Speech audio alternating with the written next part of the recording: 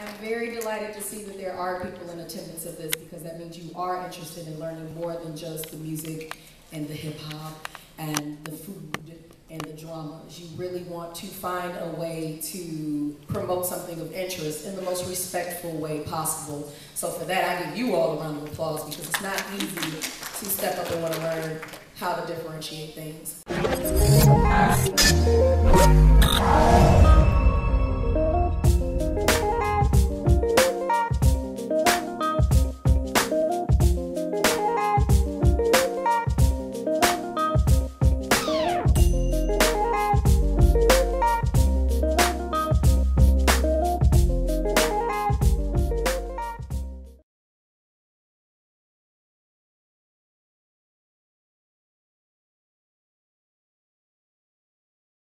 The first thing I will do as I continue to get myself in order is have my panelists from the end all the way over introduce themselves. What I would like them to share with you is their names, what they do, and if they want to share a little factoid with you, ladies. My name is Adrienne Stanley. I'm the contributing editor for K-Drama Stars, a writer for K-Pop Stars, and a freelance writer for MTV Iggy, and also a staff writer for Vicky. So I wear a few hats in the Hallyu world. And I also contribute to the KCON blog. And that's what I do. I used to be a special educator, and now I work in Hallyu. And part of why I decided to work in Hallyu was that I really enjoy the culture. I love Korean culture, and I like looking at it from a cross-cultural perspective. And I think that this panel is great for that reason. So that's me. Thank you. Round of applause for you. Hello, I'm Lindsay Roberts. I work at soulbeats.com. I am the head of social media and a writer. I basically do K-pop academia. It's kind of my thing. I've done cross-cultural studies and currently still doing that. And so I like to look at kind of the analyzation of the cross-cultural part, the issues that come up, what it's like to be an American dealing with an East Asian culture. Thank you. My turn. Hi. My name is Cheyenne. I'm also a K-pop YouTuber. I go by Cheyenne K-pop on YouTube. I don't know if anybody's heard of it, but you know, I exist. I exist on the internet, and I do like a lot of K-pop. Well, I started to do a lot of K-pop media. I sometimes have the fortune of interviewing K-pop stars. Sometimes I've only interviewed 2, I think, but right now my focus is like on Korean hip-hop artists, so since that's kind of what I'm interested in, so I figured that this would be a good moment to talk about some problematic things that I know that it's so we're gonna try to keep it clean here, you know. It's gonna be a good clean fight. But yeah. Finally, my name is Ashley Griffin. Most of you who do keep up with me know me as Multifacetedacg, which is a mouthful. I am a YouTube personality as well as a writer and a vlogger and a business owner. I do quite a bit in Korean entertainment. I also do interviews of acts and idols such as Cheyenne. We've collaborated on events before as well. And I am a freelance writer who's written for K-Pop Stars, Examiner, The One Shots, and a few other publications as well. So my little random factoid is I had to walk real fast from one side of the hall to the other. And I appreciate your patience. I would like to lay out a little bit of groundwork for you all who will be in here. This is not a spar, so I want you to be as clear about that as possible. This is an opportunity to learn, not to point fingers, not to judge. However, if you feel like the shoe might fit, it might be one you're wearing. And that's an opportunity for you to learn how to take it off, if you see where I'm coming from. So, we have a little bit of an extemporaneous guide, ladies, if you will, for one. I just found it on my phone. So, we're just going to kind of scamper through that as best as we can. and keep everyone as enlightened as possible. A lot of people do participate in panels and you kind of feel like you're being talked at. There will be an opportunity for you to be able to ask your questions as well, but I will bring you into the conversation as much as possible. So is everyone okay with that?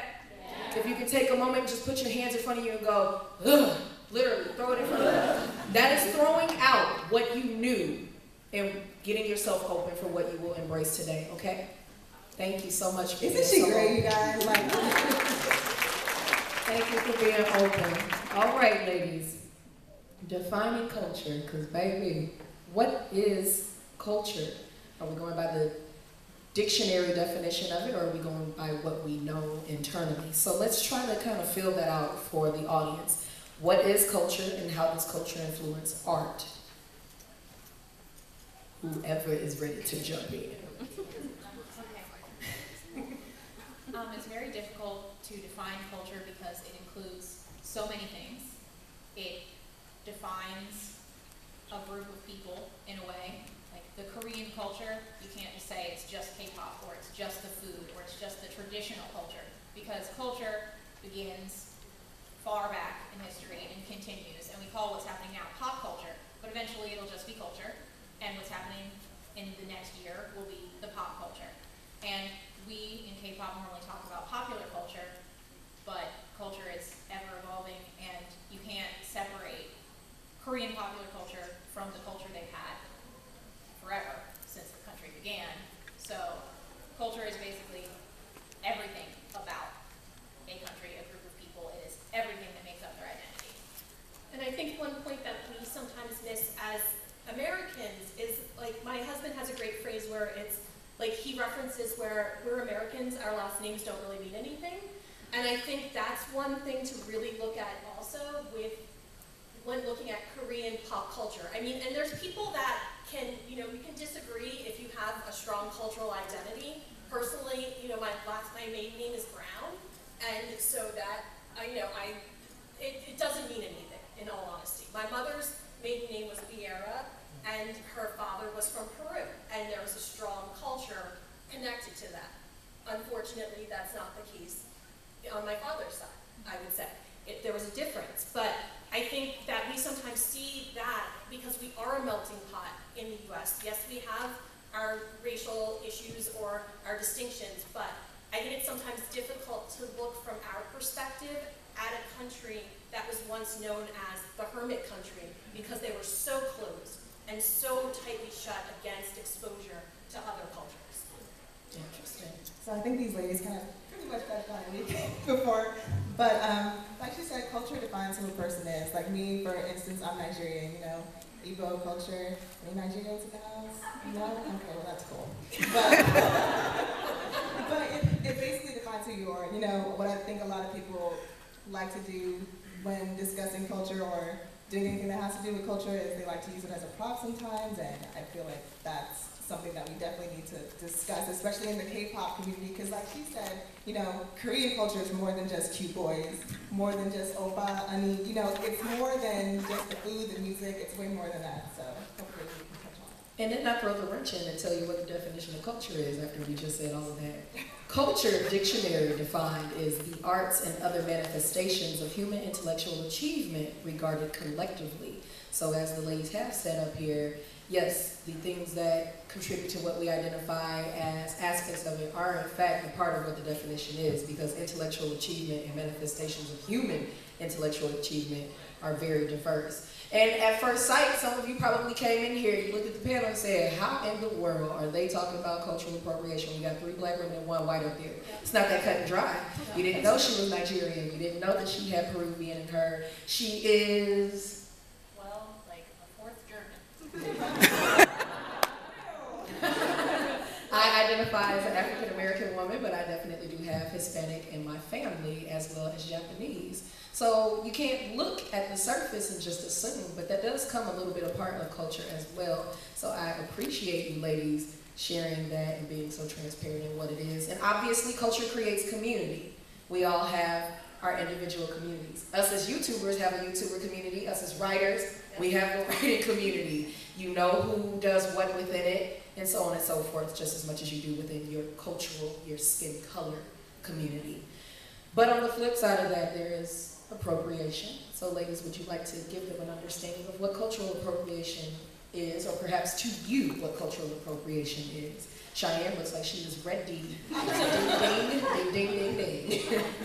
Well, to sum it up, for me, basically what cultural appropriation is when you take somebody else's culture and, like I said before, you use it as a prop, you use it as something that's fun, it's something temporary for you. You just do it because it's kind of a trend for you, not necessarily because you care or take part in that culture. And I think sometimes on the flip side of from all of us here, we were talking about, Lindsay and I earlier, the term Koreaboo or otaku. It's Koreaboo, people look at the site Koreaboo, which is recapturing a derogatory term. Koreaboo is a derogatory term for people who enjoy Korean culture, but from a superficial perspective. And so it is where you will have people who have Korean heritage who criticize international fans because all you care about is oppa, oppa, you're so pretty. But do you know anything about Korean culture? And it's a legitimate criticism. And so I think, KCON is about Hallyu, but Hallyu does have various aspects of cultural appropriation, even with international fans adopting the things about Korean culture that they like and rejecting the things they don't like. Like colorism. We're going to talk about colorism today. And that's one of the things that we can reject, that we might know it might be wrong or we disagree with, but we can easily say, well, Opa didn't mean it, and then just ignore it. Hey, we about to ride with that one. Well, in cultural appropriation, it can be any culture. And that's the other thing to remember with K-pop and any other culture. It's not just one culture or another. And some of you might not have known that either. You feel your brains going, what? Some interesting stuff happening. Cultural appropriation, most of us, we immediately look towards the darker pigmentation and assume it's about us, but it's not always about that as well. I lived in California for a brief amount of time. I wasn't born and raised here, but if you ask me where I call home, Cali is home. And I can do the SoCal Cali girl so well. But that is a culture in and of, yeah. That is the SoCal Valley girl. There's a difference between the northern ones and the actual ones in the valley. So I do the LA one, the one who's worried about why her Bentley has bird poop on it. But when you do things like that and you're magnifying and playing into those stereotypes, it doesn't show the fact that there is actually some substance there whatsoever. You can still imitate someone without putting on a voice. You can still convey what you want to convey without doing that. Ignorance is ignorance and bliss is just the same. So you don't necessarily need to add those aspects to it. So there is some appropriation that does happen, unfortunately.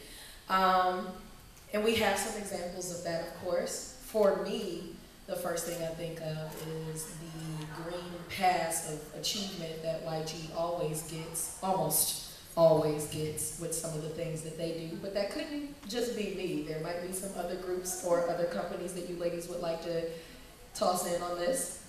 I mean, YG is honestly the biggest. Like, let's be honest, as much as I love YG artists, they are the biggest appropriators, I think, in K-pop. Take CL's baddest female video, for example. So why CL and Taeyong are over here, like, with bandanas and do-rags over here trying to be like thug, and I'm just like, chill out. Like, that's not your life. I don't know why people want to be about that life so bad, but I could go on forever with that.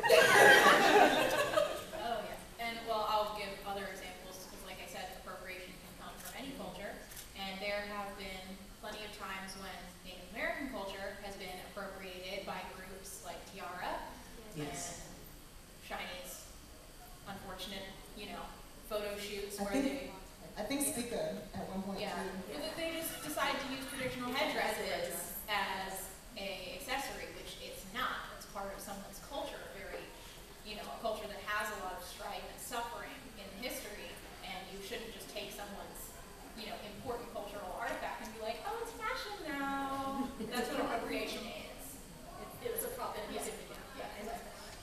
mean, for me, and it would be BTS. And I love BTS, I do. But I would say, and I think right now we're seeing the example of appropriating hip hop, specifically gangster rap, in your image. And not understanding that the East Coast, West Coast rap wars ended in death of two of the greatest rappers that have ever lived in the United States, and not recognizing that. I think, I don't blame the group itself. I do look at their management and think that, it's a great concept in theory, but I think now we're seeing the result of the great concept in theory. And we can talk more about that later, but I definitely have some issues with that. And I kind of want to add to that, where you were saying you blame the management. I have had the pleasure of meeting certain managers of certain companies and certain groups and things like that over my trip to Korea. And I remember one specifically, I'm not going to say any names because I don't want nobody, but I remember one specifically was saying, oh yeah, sometimes we have hip hop classes, so we can teach them, about certain rappers and like what it's like to have swag and like be a hip hop artist. And I just remember looking at him like, are you for real? Like, is this real? So that actually does happen a lot with a lot of these groups. So we just had a great moment in the audience. Heads went, huh? That's a genuine moment. So we not gonna talk about OMG? Is that what we're not doing? We just gonna skip over that whole campaign? That's fine. I don't mind skipping it. No, we can just stop it. That's all right. I don't mind. I don't mind. I love Jay Park. I do love dragging him as well. So we can definitely discuss first, Jay Park is so interesting, and let me tell you why. Why is that? He's a little boy from Seattle, and he comes over to Korea, recreates his image, tries to be something he's not, tries to represent a culture that is not his own, I feel like, and he tries to influence other people around him. And I feel like a lot of the reason why other people in AOMG somewhat act the way they do now is because of him. It's because he's teaching them, look, this is cool in America, do this. This is cool in American hip hop, you do this. And as much as I love Jay Park. I don't know. I love him, but I just feel like I wish I can just meet him one day and just be like, you need to stop. That's all I want to tell him. You need to stop. It's so. I remember one time he was throwing up some gang. I don't know what sign it was. Some gang sign, some gang's official sign at some photo shoot for Show Me the Money 4, and somebody was dragging him on Twitter, and I was looking at everything that was going on. I was like, why does Jay Park vex me so?